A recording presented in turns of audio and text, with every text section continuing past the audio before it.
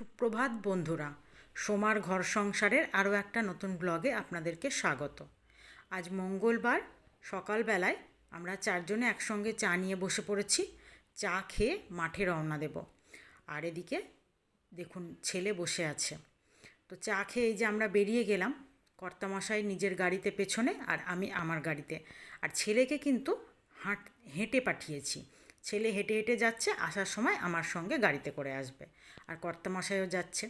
এবার দেখুন মাঠে চলে এসেছি, আমার হাঁটাও হয়ে গেছে। আর ওই দিকে দূরে কর্তামশাইদের দল খেলা শুরু করবে বলে রেডি হচ্ছে। আর ওই যে আমার কর্তামশাই জুতো ঠিক করছে। আমার তো হাঁটা হয়ে গেছে, এখন আমি বসে বসে এইসব দেখছি। আর ওই যে কর্তামশাই আর ছেলের জন্য অপেক্ষা করছি যে ছেলে কখন দৌড়ে আসবে, তারপর আমরা একসঙ্গে বাড়ি যাব। তো অপেক্ষা করতে করতে দেখতে পেলাম কর্তামশাই দূরে জুতো ঠিক করছে, খেলার জন্য রেডি হচ্ছে, তাই একটু আপনাদেরকেও দেখিয়ে দিলাম। আজ সারাদিন সঙ্গে থাকুন, প্রচুর কাজ আছে। এই যে ছেলে চলে এসছে দৌড়ে, এবার বাড়ি ফিরবো।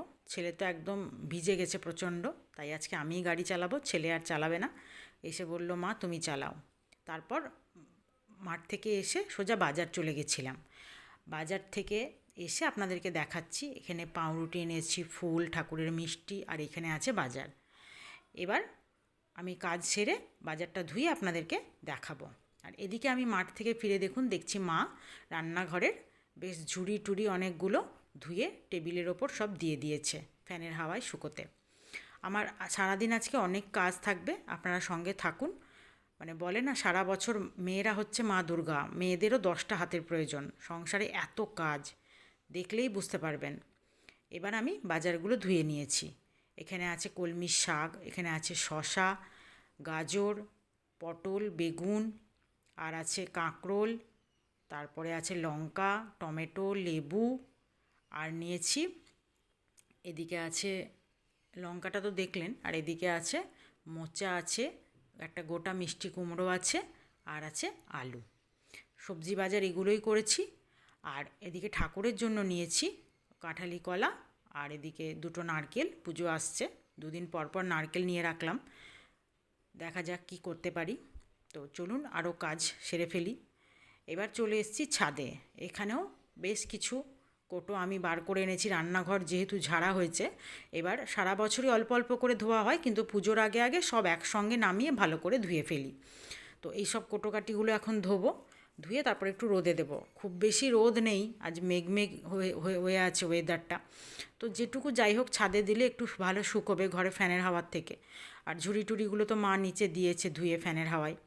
তো কথা না বলে চলুন চটপট ধুয়ে ফেলি, সারাদিন তো কাজ লেগেই আছে। এই যে অল্প রোদ আছে, ধুয়ে সব রোদে দিয়ে দিয়েছি। আপনাদের যদি আমার এই সুন্দর সুন্দর ছোটো ছোটো ভ্লগ ভিডিওগুলো ভালো লাগে, আপনারা কিন্তু অবশ্যই জানাবেন। আর ভালো লাগলে লাইক, শেয়ার আর কমেন্ট তো অবশ্যই করবেন। আর আমার রসনালয় কুকিং চ্যানেল যদি এখনও ফলো বা সাবস্ক্রাইব করে না থাকেন, অবশ্যই করে দেবেন। সুন্দর সুন্দর রান্নার রেসিপি পেয়ে যাবেন। তো আজ আমি নিচে গিয়ে একদম সরাসরি রান্না করে আপনাদের সামনে চলে এলাম, কারণ তার মাঝে আর কিছু দেখানোর সময় পাইনি। আর এত কাজ করে খুব বেশি কিছু আজ রান্না করতেও পারিনি। এখানে আছে হচ্ছে ভাত, আর যেহেতু আজ ছুটি আছে মঙ্গলবার, শুধু মঙ্গলবার বলে নয়, এখানে আছে অনেকটা স্যালাড। কর্তামশাইয়ের ছুটি আছে, বাড়িতেই আছে। এখানে আছে যে কলমির শাকটা আনলাম, কলমির শাক ভাজা। মঙ্গলবার তাই আজকে আর রসুন ফোড়ন দিইনি, শুধু কাঁচা লঙ্কা ফোড়ন দিয়ে ভেজেছি। এখানে আছে আলু সেদ্ধ, জিরে শুকনো লঙ্কা ভেজে মাখা। এখানে আছে গাঢ় করে মুগের ডাল।